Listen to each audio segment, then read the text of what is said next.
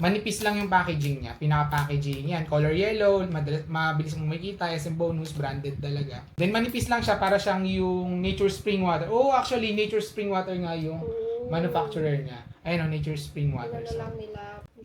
Okay, buksan na natin siya. Tapos, may ginawa sila ngayon para daw environment friendly. Ayan, yung takip niya ay hindi na natatanggal. Wow. Ayan. Nice. So, ayun, ano pa hinantayin natin? Dami kong sinasabi. O, ikaw muna.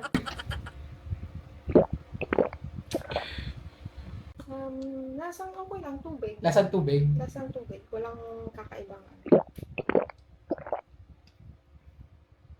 Normal na tubig. Kasing wala siyang lasa.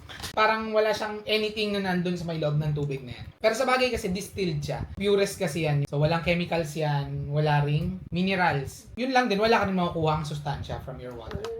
Next naman dun sa ating tubig ay Signature Select